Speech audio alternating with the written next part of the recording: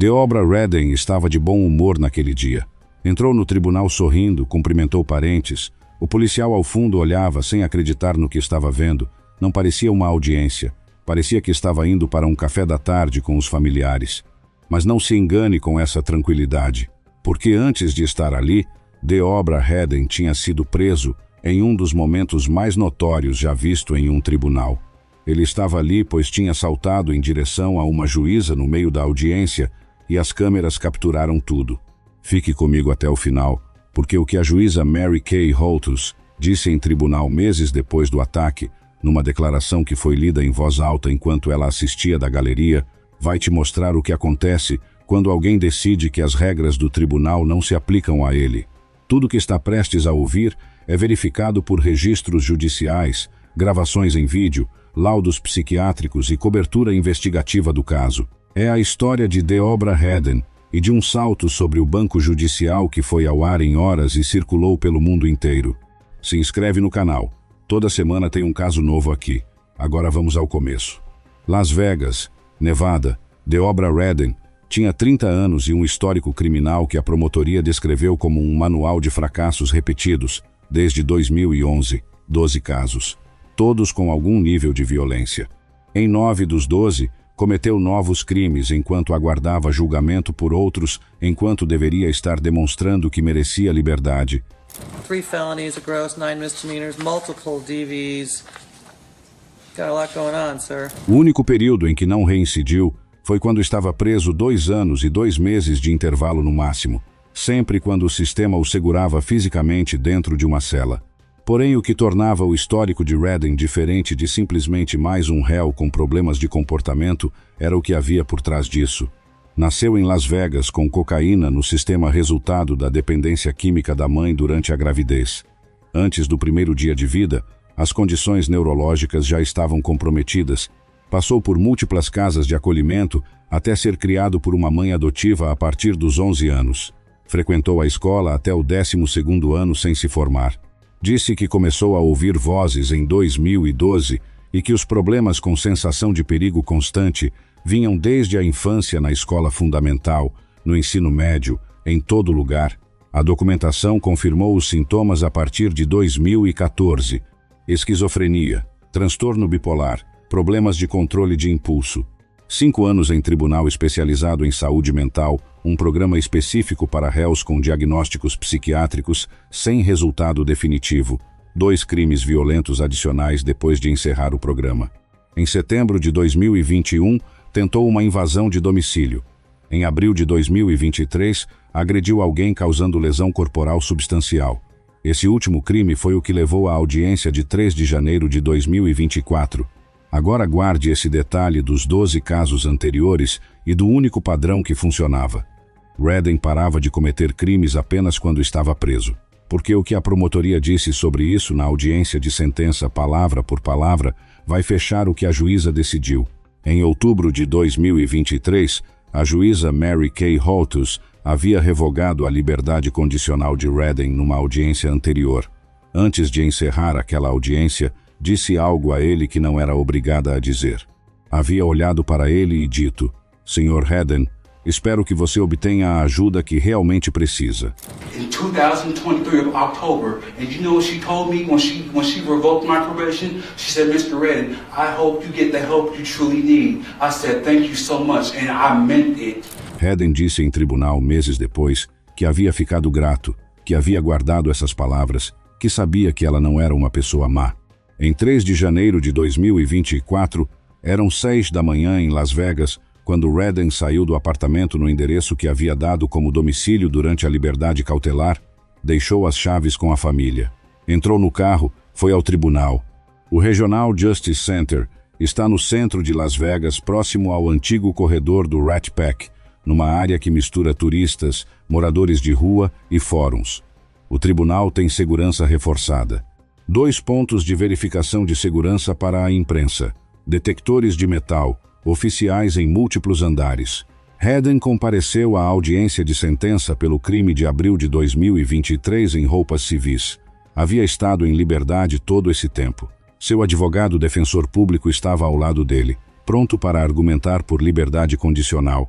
A juíza Holtus conhecia o histórico de Redden. Havia presenciado parte dele em audiências anteriores. Disse a ele que esperava que ele obtivesse ajuda. E agora estava olhando para ele numa audiência de sentença por um crime de violência cometido em abril de 2023, enquanto ainda estava sob liberdade condicional por crimes anteriores. A negação da liberdade condicional foi a resposta correta diante do histórico. 12 casos. 9 crimes cometidos enquanto aguardava julgamento por outros. O único intervalo sem reincidência, quando estava preso. A juíza sabia disso. Os documentos estavam diante dela. O que nenhuma juíza poderia prever era o que aconteceria nos 3 segundos seguintes. E o que nenhuma sala de tribunal estava preparada para capturar, mas capturou, porque as câmeras estavam rodando, foi o momento exato em que um réu toma uma ação pública violenta numa fração de segundo. Redden ficou parado por um momento. Ele olhou para a frente, ficou quieto, e então se moveu. E é aqui que as coisas ficam verdadeiramente sombrias. O que aconteceu nos segundos seguintes foi capturado pelas câmeras do tribunal e circulou mundialmente em horas. Redden saltou sobre a mesa da defesa, entrou no corredor do tribunal, correu em direção ao banco judicial e saltou por cima. Os documentos oficiais descrevem como estilo Superman diretamente sobre a juíza Holtus. A puxou pelos cabelos, colocou as mãos em torno da garganta, a prensou contra a parede. O tribunal entrou em colapso. 6 pessoas foram necessárias para conter Redden, metade delas desarmadas. O Marshal Shane, que interveio para proteger a juíza, sofreu lesões graves no processo. A juíza Holtus foi retirada da sala, com deslocamento de ombro e trauma craniano. Você consegue ver o padrão? Deobra Redden havia dito, não vou para a prisão, e agiu sobre essa decisão, não com palavras, com o corpo inteiro, em direção a uma mulher de 60 anos que estava cumprindo uma função que o sistema lhe havia designado. Dias depois, a juíza Holtus voltou ao mesmo tribunal. Redden entrou com máscara de conter cuspidos, luvas especiais nas mãos e cercado por pelo menos 8 oficiais, completamente restringido, sem possibilidade de movimento. A juíza completou a sentença que havia sido interrompida, disse explicitamente que não estava modificando nem alterando o que havia começado antes de ser interrompida pelas ações do réu. I want to make it clear that I am not changing or modifying the sentence I was in the process of imposing last week before I was interrupted by defendant's actions. Proferiu a pena de 19 meses a 48 meses pelo crime de abril de 2023. E então começou o processo pelo ataque em si. 15 novas acusações foram apresentadas. Tentativa de homicídio vítima com 60 anos ou mais, agressão à pessoa protegida com lesão corporal substancial, intimidação de funcionário público, bateria em oficial com lesão corporal substancial, performance de ato em desrespeito imprudente à segurança de pessoas, resultando em lesão grave referente às lesões do Marshal Shane, agressão por preso, e um count específico por ter cuspido num oficial depois de ser contido. Redden permaneceu preso enquanto o processo avançava. Desta vez não haveria liberdade enquanto aguardava julgamento. Em setembro de 2024, Redden se declarou culpado, mas mentalmente enfermo em todos os 7 contos do indiciamento.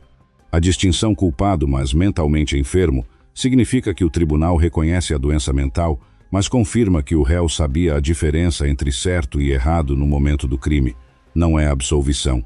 Não é diminuição de responsabilidade.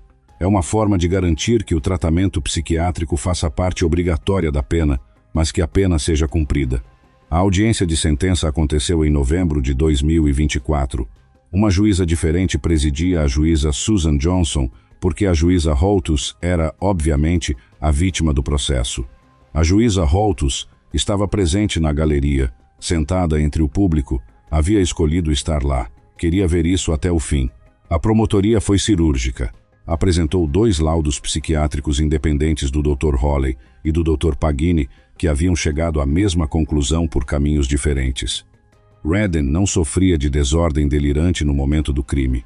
Tinha julgamento comprometido por dinâmicas de personalidade, não por psicose ativa. Sabia a diferença entre certo e errado. O doutor Pagini havia escrito especificamente que Redden não tinha insight ou consciência sobre seu histórico violento e que esse julgamento comprometido era por dinâmicas de personalidade, não por psicose. O promotor disse ao tribunal: ele disse, não vou para a prisão, e então agiu sobre essa escolha com violência.